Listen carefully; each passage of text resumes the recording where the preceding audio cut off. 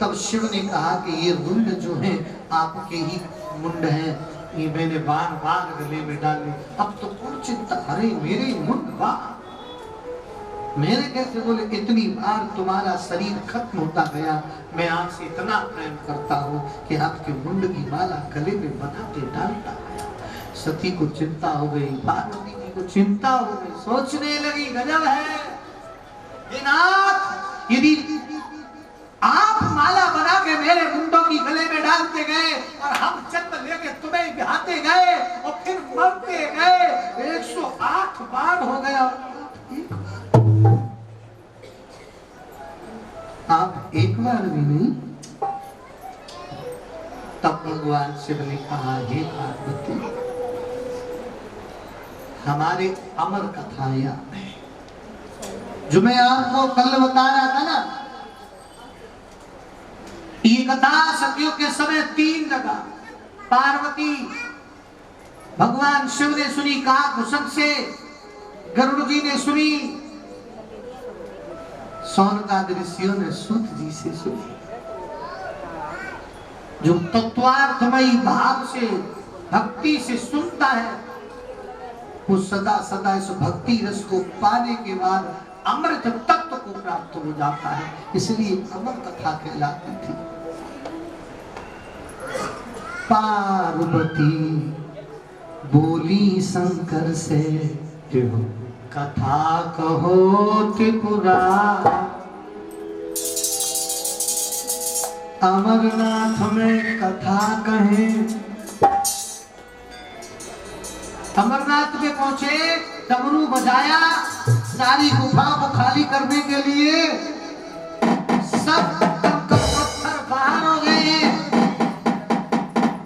एक डमरू की आवाज से एक अंडा रह गया, इस किसी पीपल की खोप। शिव कथा फिर वाचन लगे, कथा कहे त्रिपुरा, उमा के पर गए सोता हो विराम। जैसे जैसे कथा होती गई, जैसे जैसे कथा होती गई, वैसे वैसे उस अंडे में जीव आ गया, और जीव आने के बाद उसका जन्म हुआ। कौन?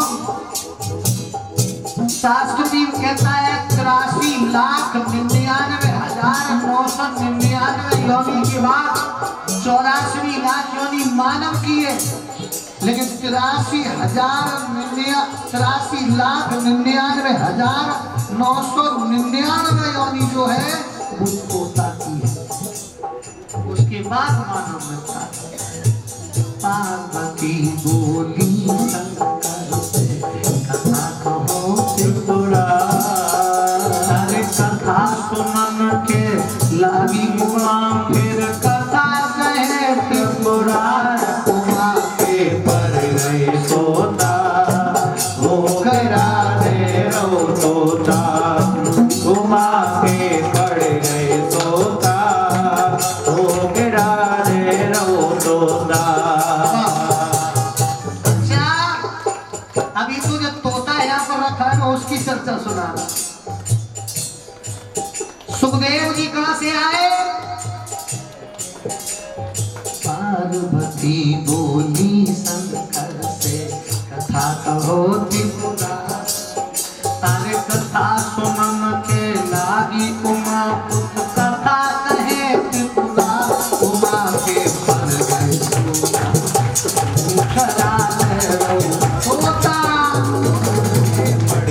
तोता हो तेरा देरो तोता,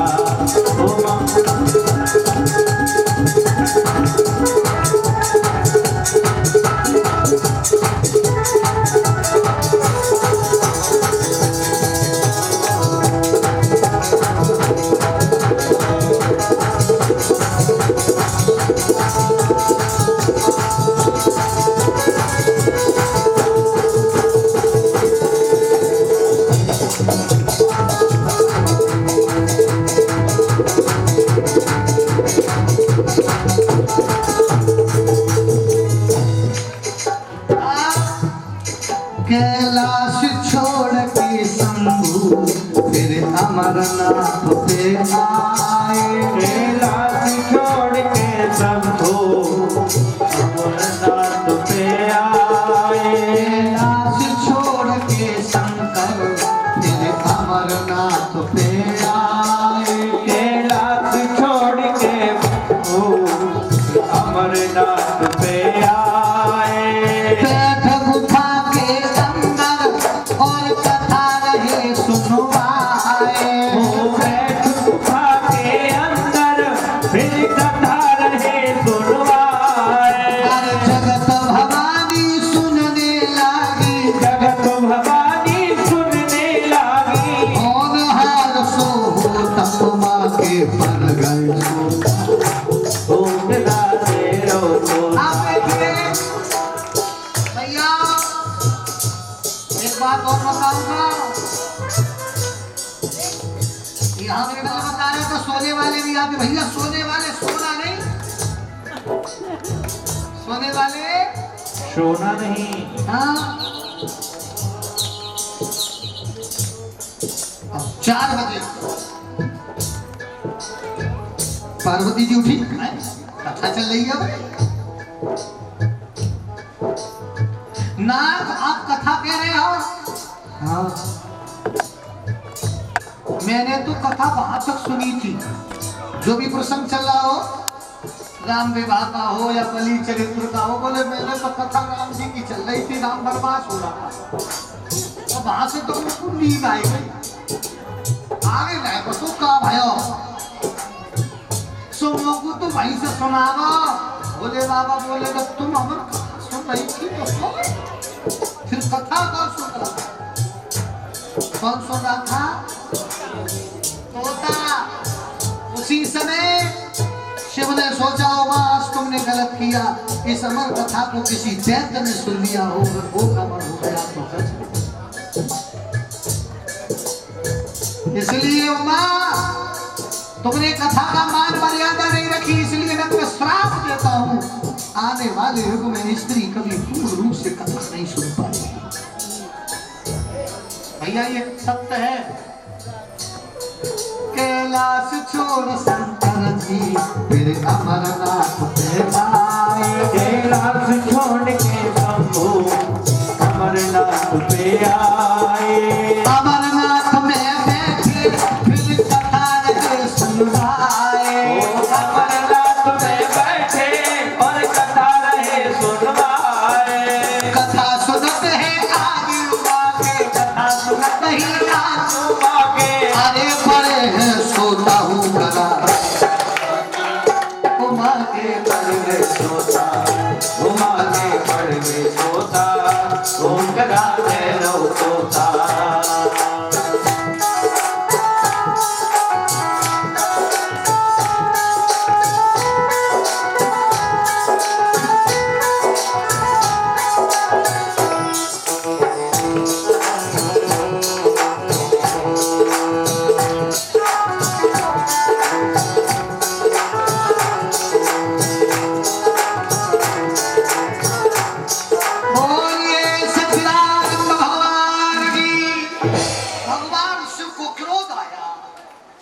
भैया उमा तुमने इतनी बड़ी महान गलती करी है। किसी दैत्य ने अगर ये कथा सुन ली तो गजब हो जाएगा। गलती करी, उठे त्रिशूल उठाया, उस तोते की ओर भगवान भाग पड़े। जब भागे तोता उसी पीपल की खोर से निकला और निकलते निकलते माता बहन भाई बंधु तीनों लोगों में भागा। तो कथा का तत्वार्थ ज्ञान हो चुका था। किसको? उस सुख के लिए। तो श्री सूत जी महाराज ने कहा तत्वार्थ ज्ञान हुआ। उसने सोचा कि अगर शिव से बचना है तो ब्रह्म कभी कर्म में नहीं जाता। भक्तगणों, व्यासी की पत्नी का नाम था पीदरी। ये अपनी कुटिया पर थी और उसी समय इनको जमाई आई और ये शरीर से तो तोता उनके गर्भ में प्रवेश कर गया। बोल गोविंद भगवान की। अब त्रिशूल लेकर के भगवान शिव खड़े गए। मेरा चोर निकलेगा मैं इसको मार। उसने कथा सुनी, प्रमाण यहाँ तक मिला। 12 वर्ष तक खड़े रहे, तब वेद व्यास जी आए। वेद व्यास जी ने कहा, तुमने ये कैसा, ये क्या सोचा? हे नाथ, आपके अहोभाग्य हैं, कर्पूर गौरव करुणावतारम, संसार सारम भुजगे सदा वसंतम हृदयारविंदे भवम भवानी शैव। हे शिव, आपको हम सदा भवानी के संग देखते हैं, आज अकेले क्यों?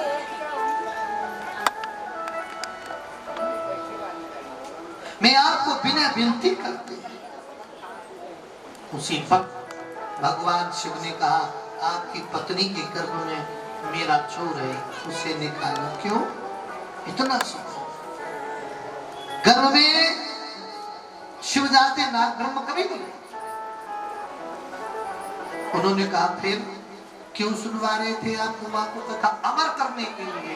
व्यास जी ने कहा, प्रभु तर्क के लिए क्षमा चाहूंगा, लेकिन बात यह है कि यदि उसे मारोगे, जब माँ भगवती पार्वती कथा सुन के अमर हो सकती है, तो क्या वो तोते का बच्चा कथा सुन के अमर नहीं हुआ? यदि उसे मारोगे तो वो मर नहीं पाएगा। है उसको जन्म लेना और मरना पड़ता है। इसलिए भक्तगणों, श्री सूत जी ने बताया। अब भगवान शिव बोले, चलो ठीक है, ज्ञान रहेगा तो रहेगा, लेकिन संसार में अमर नहीं रहेगा। चले गए। श्री सूत जी ने कहा, हे सोनकाद ऋषियों, प्रमाण यहाँ तक मिला। वेद व्यास भगवान 12 वर्ष के बाद बोले, सुखदेव जी को इतना ब्रह्म ज्ञान था, अब तो पुत्र जन्म लीजिए, लेकिन मना कर दिया, मैं जन्म नहीं लेंगे, और लूंगा तो इस वैराग्य में, संसार के अनुराग में मुझे नहीं पढ़ना, मुझे संसार का कोई वैराग्य नहीं देखा। श्री सूत जी महाराज ने कहा, वेद व्यास की पत्नी के गर्भ से जन्म लेते ही पीछे ना देखा व्यास जी के पुत्र सुखदेव ने, वन की ओर को सीधे चले गए। इतने परम वैरागी थे। बच्चे का जब जन्म होता है ना, नाभि में क्या होता है? नाभि में क्या बोलते हैं उसको? नाक। जी जी जी। उसको भी हाथ से नोच करके फेंकते गए। वैसे तो उसको आजकल दाइमा बोलते हैं, दाइमा उसको काटती है हॉस्पिटल में डॉक्टर लोग, लेकिन सुखदेव जी ने स्वयं उसको हाथों से नोच के फेंक के चले गए। और वो आज के जमाने में अमरवेल को जानते होंगे आप लोग? अमरवेल जानते हैं? पीली पीली होती है, किसी पे थोड़ा सा डालो वृक्षों पर फैल जाती है, वृक्षों पर हो जाती है ना, वो अमरवेल आज भी बताया जाता है सुखदेव जी का नाम है हमारे तुम्हारे बीच में।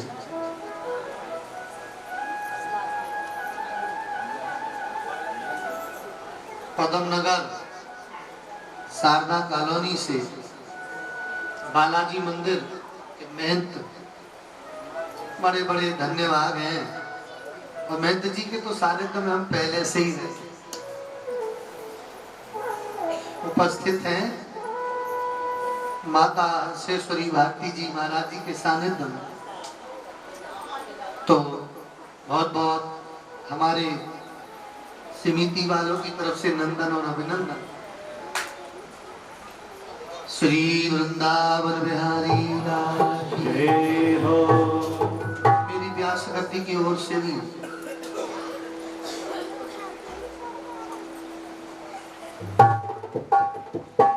आइए भैया। सुखदेव जी के पुत्र, इन्हीं ने भगवत चर्चा का ज्ञान कराया महाराज परीक्षित को, जो सुखदेव जी हुए। तो अब सुखदेव जी के बारे में, भागवत उत्पत्ति के बारे में, भागवत महात्म के बारे में, आत्म धुंधकारी गोकर्ण की कथा के बारे में मैं आप लोगों को विधिवत रूप से बता चुका। यहाँ तक की कथा अब सुखदेव जी ने इस भागवत तत्व को महाराज परीक्षित को कैसे कराया, ये सुख जी महाराज से 88,000 ऋषियों ने प्रश्न पूछा। हे प्रभु, इस प्रश्न के बारे में अब आत्मा से तरुणतात हो गया धुंधकारी का, आत्मा से तरुणतात हुआ भगवत चर्चा सुनने के बाद ब्रह्म ज्ञान सुखदेव जी। इन्हीं सुखदेव जी ने भगवत भक्ति राजा परीक्षित को किस प्रकार से श्रवण करवाई वो बताने जाते हैं। सुखदेव जी ने पूछा सुत जी से, महाराज परीक्षित कौन थे? अच्छा एक बात और बता दूं, ये ना विचार करें कि परीक्षित हस्तिनापुर के राजा थे। परीक्षित नाम की संधि करके देखना, परी प्लस इच्छत, परी माने पराई, इच्छत माने इच्छा, जो पर इच्छा से संसार में जी रहा हो उसको कहते हैं परीक्षित। राजा परीक्षित को अश्वस्थामा के ब्रह्मास्त्र से मैया उत्तरा के गर्भ में नारायण भगवान ने रक्षा करी सुदर्शन से। यदि वो मेरा नारायण रक्षा ना करता तो हस्तिनापुर का परीक्षित भी दुनिया में ना होता। और उसी प्रकार से यदि हम और आप पर भी मेरे परब्रह्म की कृपा ना होती, हमने तुमने भी ये संसार देखा नहीं होता। हम भी परीक्षा पे जीते। आपने जीवन में देखा होगा, न जाने ऐसे कितने गर्व हैं जो कि जीव आता भी है और गर्व नष्ट भी हो जाता है, क्योंकि उस पर हरि की इच्छा नहीं होती। महाराज परीक्षित, कौरव और पांडवों का नाम आपने विधिवत सुना होगा। इनके बीच में महाभारत हुआ। कौरव 100, पांडव 5। महाभारत किसे कहते हैं? पहले तो चचेरे तहेरे भाइयों में धर्म की लड़ाई, अपने अपने हिस्सा और हक की लड़ाई थी। आज के जमाने में परिवार में, लेकिन इसी बैर में, इसी बंदगी में अगर जीवन बीत गया तो फिर क्या ज्ञान और क्या भक्ति। निकल जाएगी छोड़, निकल जाएगी छोड़, अरे काया को पल में सदा श्वास धने की भरोसे न रहे। निकल जाएगी छोड़,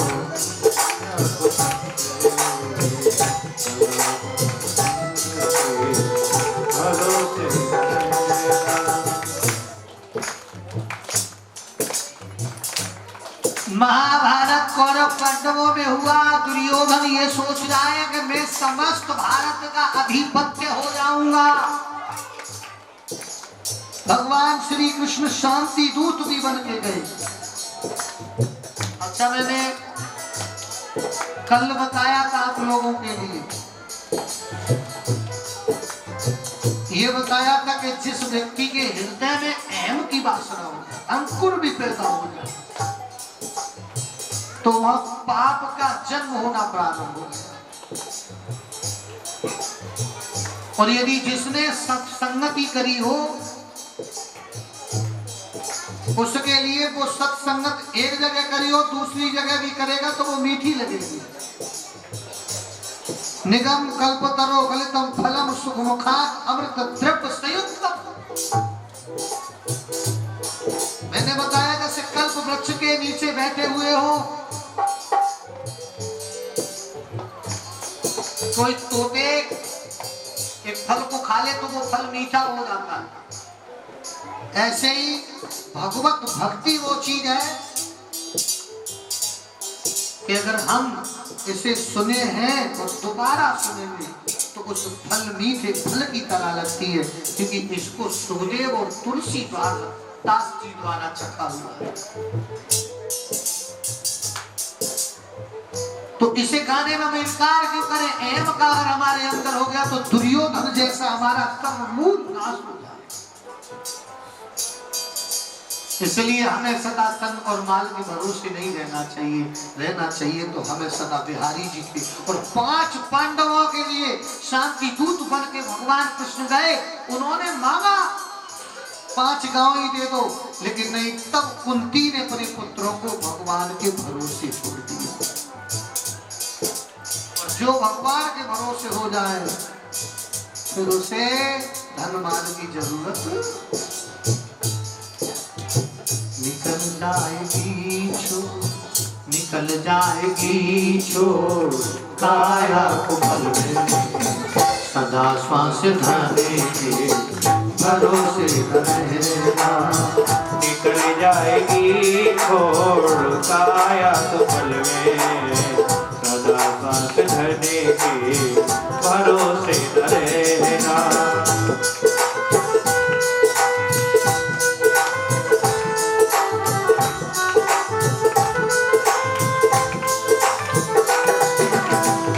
तुझको मेरा मेरा कहेंगे, जरूरी नहीं वो तेरे रहेंगे।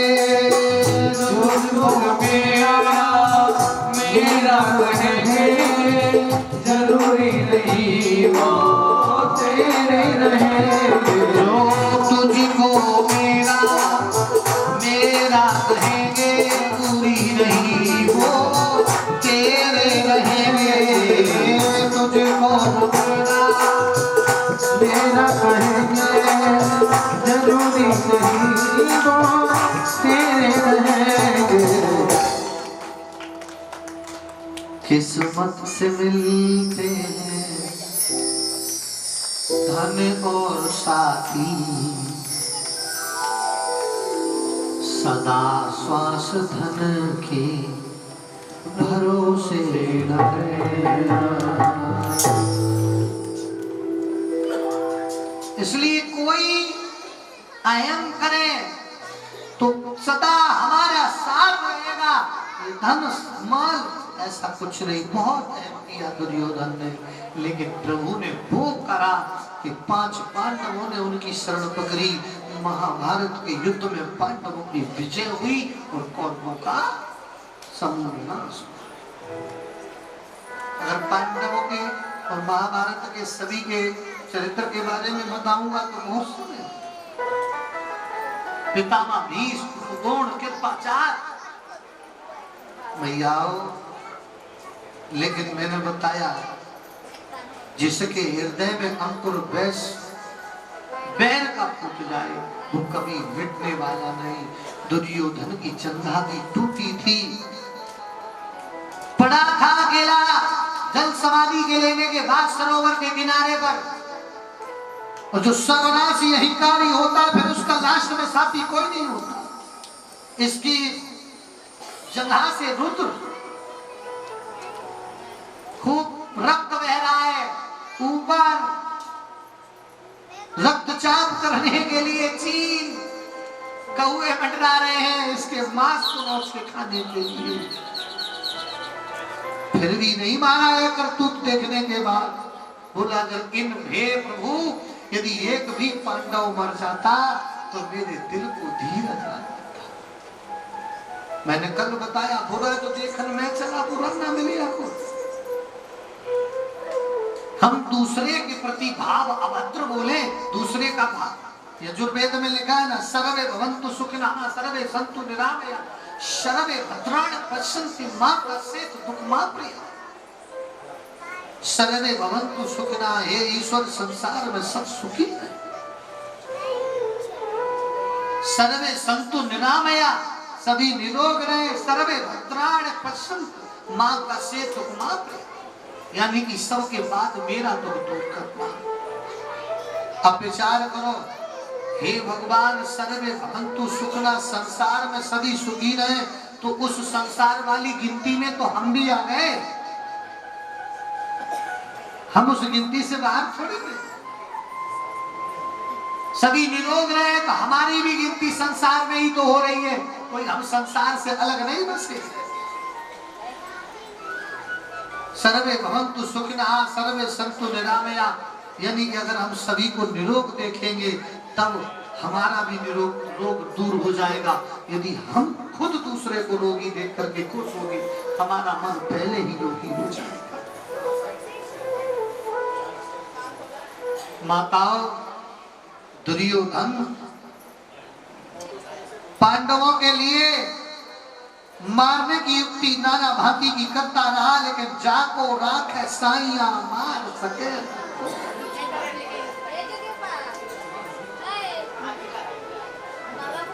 भगवान कृष्ण ने नाना भांति की युक्तियों से पांडवों को विजय महाभारत में दिलवा दी। लास्ट में गुरु द्रोण का पुत्र अश्वत्थामा को उसने भेजा, पांचों पांडवों को छल से मारने गया।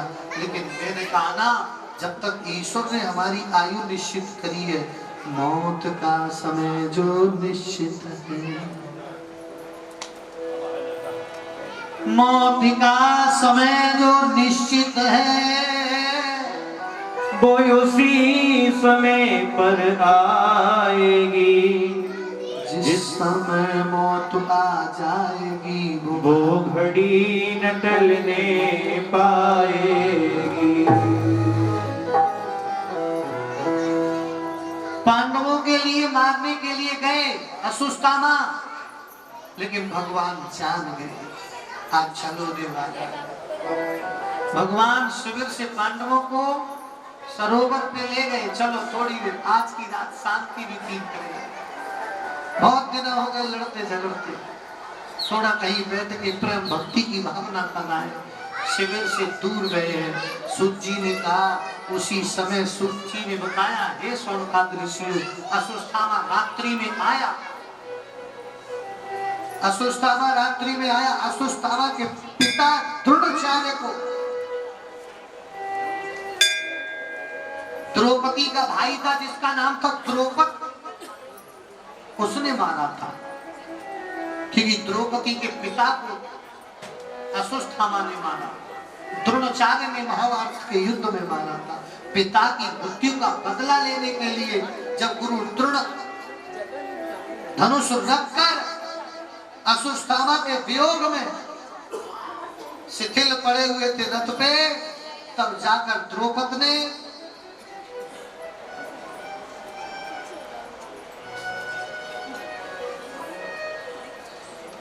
गुरु द्रोण की गर्दन को काट दिया। उसका बदला लेने के लिए अश्वत्थामा आतुर था। सबसे पहले तो जाकर द्रौपदी के भाई को मारा, उसके बाद जाकर प्रभु ने सब लीला समझ ली कि आज हस्तिनापुर में अनित होगा। 5 पुत्र थे, पांचों की गर्दन को काट करके एक पोटली बांध करके उसमें ले जाकर दुर्योधन के समक्ष धर दिए। ये पकड़ो 5 छल से। अरे अगर शायद धर्म की रास्ते की लड़ाई लड़ते तो नहीं मरते पांडव, आज छल से ही मैं मार लाया। पड़ा हुआ वही दुर्योधन जिसके ऊपर काग मंडरा रहे थे, वो भी पाप के समूल नाश हो चुका है, फिर भी अपना करतूत से बाज नहीं। एक सर उठाया, उठाने के बाद जब हाथ से दबाया, पट फूट गया। दुर्योधन ने सोचा, अश्वत्थामा किसका सर लाया? भीम का कोई ऐसा सर नहीं है जो एकदम से।